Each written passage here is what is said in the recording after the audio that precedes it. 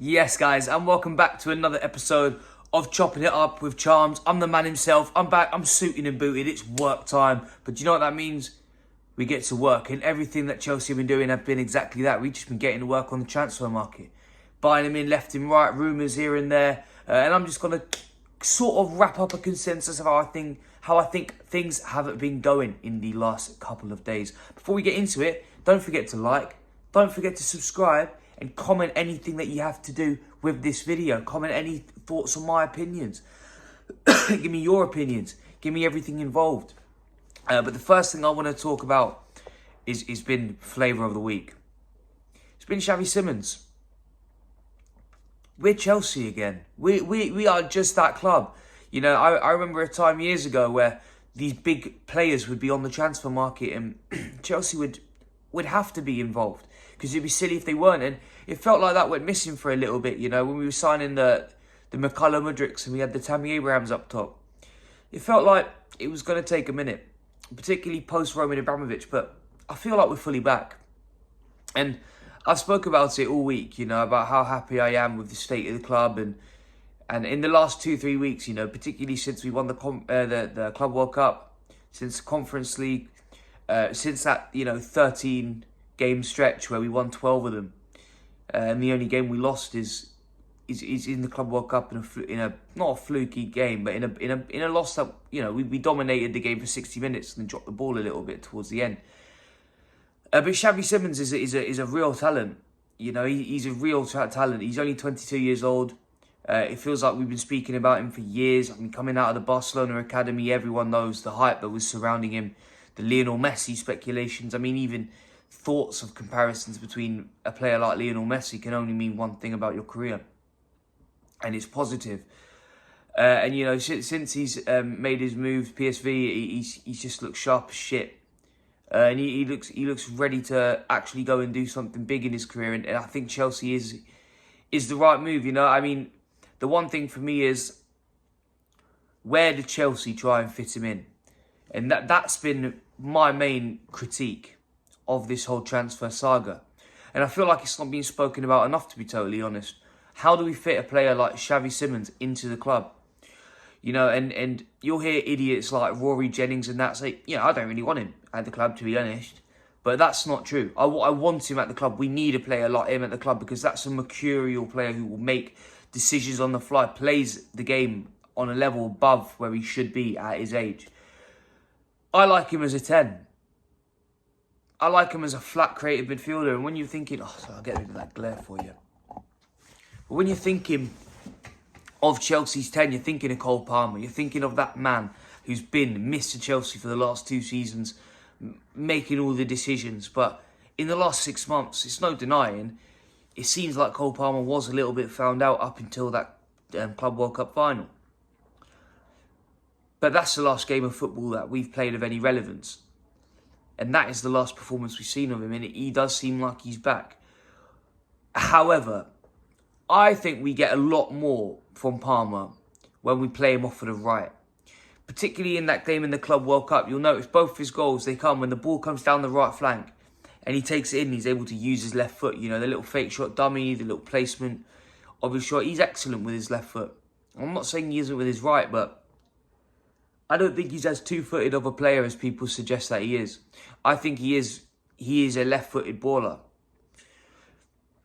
And playing Xavi Simons, who can play off of both feet, make those decisions, you know, use his right to get that ball in over the top and then still be able to kind of dribble in and around his left. I think this is leading up to something where we end up pushing Cole Palmer a little bit wider. And we have Xavi Simons in that central role. And when he's in there, I think that we could facilitate, you know, that Bino Gittins on the left-hand side. And I know Pedro Neto, yeah, cool, he's been undroppable and all of that. You know, he did have a full season to come and show it. And he's looked good as of recent. But recency bias is a real thing. And if I could pick between who's on that right-hand flank between Pedro Neto and Cole Palmer, I know who I'm taking every week. And it's not Pedro Neto. You know, going forward, when you look at our 2 strikers, in Joao Pedro and in Liam Delap, they do seem like the type that I've spoke about it once again the last few weeks. They do seem the type that can hold that position down. where Nicholas Jackson, there's always those questions of, can he be our 9 going forward? I don't think we have those questions anymore. And I know it's not been that many games and it can come across reactionary, but sometimes you just know. And I think particularly with João Pedro, you just know. I think that he is the right man for the job. And I think that the link up between him, Xavi Simons, Cole Palmer on the right, I think you're building something of genuine world-class quality. And what I like about these players is all of the ones, even that we're signing, we can rotate them out, in and around. Because as we were discussing in the last season, Pedro Neto could play on the left, he could play down the middle, he could play on the right, but he just prefers playing in on the right. Doesn't mean we can't swing him out on the left. I know Jamie Bino-Gittins is more of a left-sided player, but that gives us that Sancho option. When we need that position filled, we can go ahead and fill it. And once again, I think he's twice the player statistically, and on the eye test as well, twice the player that Sancho is. And I thought Sancho had a good season. I'm still, well, maybe not now, but I mean, I was for quite a long time quite disappointed that we didn't trigger the 5 million to keep him at the club. But once again, even Xavi Simons, this new player that is causing all this hubbub, the reason I'm making this video, he can play off of the left, he can play off of the right. He's done it both. You know, he's done it for PSV and he's done it for Holland. And to even be having the conversation of playing for the Dutch national team at his age, it's not only impressive, it's unique. You know, there's not many players that will be a guaranteed starter for their national team at 22. There are a couple of other bits of news in and around the footballing sphere. The other one also focused around a Dutch player, which is Jorrel Hato. You know, I do believe, unless it's Jorrel Hato, but from what I've heard, it's Jorrel Hato. It's a player that I've liked for a while now. I've made a video 18 months ago maybe, where I was talking about up-and-coming players that are exciting. And that was one that came up a lot during my research. So I ended up going and doing a little bit of a deep dive. And I was thinking, he's fast, he's great with his feet, you know, good little fullback. And in that time, feels like he's grown 4 or 5 inches. Because the guy's 6 foot out of nowhere. And I think he's going to make that transition into left-sided centre-back. And obviously, when I see originally that we are looking at a player like Hato, it's confusing. Because one thing Chelsea don't need right now is fullbacks. You know, I see Cucurella and Reece James, and not only am I thinking that they're exceptional and world class, I'm looking at players like Malo Gusto and Achimpong, and players that can come around and make these replacements should we get an injury or should we need them replaced out of any reason, suspension. And I'm thinking, why are we going into the market for fullbacks?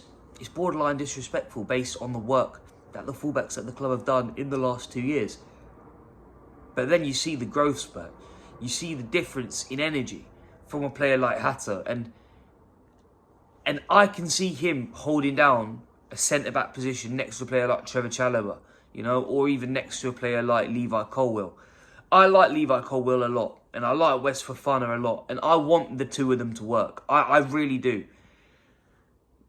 There's just something that's starting to tell me now, as we get into the newer season, for once, and a lot of people have told me this in the past, and I'm not really listening to it, something about it won't work.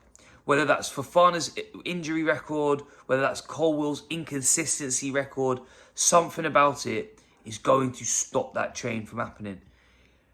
And I like tossing in and about the fold. You know, I think that he brings a good bit of experience, a lot of physicality into the Chelsea mix. There's just that X factor with a player like Jorrel Hato, you know, where they can make that move on the fly. He's been fast in his career. He can get back to that. And not that he's lost it by any means. I just mean that when you play a central role, you don't have that lung-busting ability that those fullbacks have because the role changes. I think that we can mould him into a left-sided centre-back that can play alongside one of those other players. And we can really reap the benefits of that. So once again, I think it's scary season with Xavi Simons and Hato coming into the fold. You know, he'd even got youth academy players like Berry, whatever his Jesse Berry, I believe his name is, who's been spoken about very highly. People are calling him the new Grealish. 17, he's had 23 goal involvements in 23 games at academy level. It's those sort of stats that you see and you think, my God, what are we doing? We are cooking with absolute gas. I've not been able to be this excited about a Chelsea club, a Chelsea transfer window as I have this year. I mean, if we're not in a transfer race, if we're not in a title race this season, we never will be ever again. This is the season that we are going to start to cook. Bowley's fruits have not only been planted, but they've been watered and they are growing. They are growing like flowers. Cole Palmer, Moises Caicedo, Enzo Fernandez, Joao Pedro, Reece James, Cucurella. These are world-class players. Xavi Simons, Jorge. These are world-class players, which makes a world-class team. And that's exactly what we are. So just a little bit of a transfer update for you. God bless. Don't forget to like. Don't forget to subscribe. Don't forget to leave a comment.